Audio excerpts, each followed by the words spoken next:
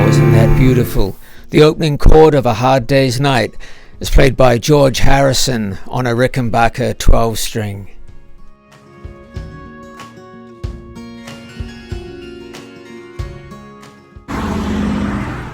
Hi everyone, this is Jimmy B. I'm here in Santa Ana, California, and like any main street in the United States, it's really big.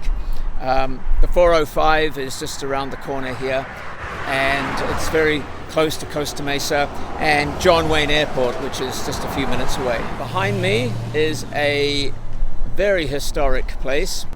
Paul McCartney played one, George Harrison played one, and John Lennon played one. I'm talking about guitars. And right behind me here in Santa Ana is the Rickenbacker Guitar Factory. In 1964, Beatlemania broke out throughout the world, and the guitars that particularly John Lennon and George Harrison, well, particularly John, because he was the first to use one, was that famous Rickenbacker, which you can still buy today. It's the Ricky is an endearing term for Rickenbacker. 325, that's the model. I'd love to own one myself, but they are very expensive. In fact, the 60 employees approximately that work here take about 5 weeks to build a guitar, and there's about a 2-year waiting list for any product. When you think of the other big guitar companies, you're thinking maybe Fender, Epiphone, Gibson, just talking about the big American ones. Rickenbacker is much smaller, but the products, well in demand, certainly hold their value and are quite incredible instruments. One thing that does amaze me is that the factory is very nondescript. It's kind of like, we don't really need to pump up our presence around here. We do what we need to do, and we do it efficiently, privately, and very, very successfully. But the logo Rickenbacker, which to me it's so iconic. You think of Rickenbacker, I even think of the Coca-Cola logo. I just can see it on top of that roof.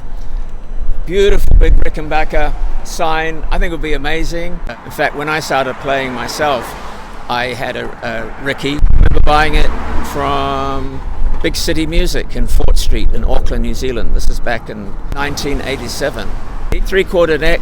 It wasn't the easiest of guitars to learn how to play for a newbie, and of course I regret selling it now, 30 years later. But I do hope to get a Rickenbacker myself, and I'd love to have the 325, which is the Miami or the John Lennon model.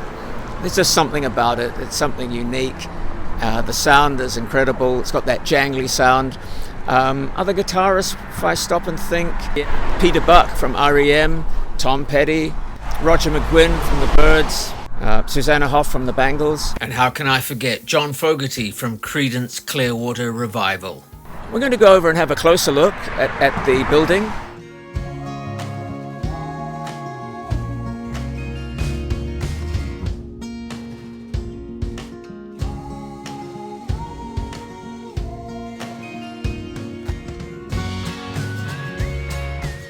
Outside the Rickenbacker factory, but it is, as I said before, it's not open to the public, and it is quite guarded.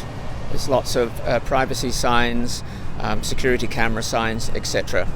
But it's great to be here anyway, because inside this building history is still being made. So long live Rickenbacker guitars, and maybe one day I will get to own my own one once again. So I hope you've enjoyed this short video today. If you have, please like, subscribe. If you wish, please leave a comment. That would be great to read. Until next time, I'm Jimmy Bonner. I look forward to seeing you then. Thanks and goodbye.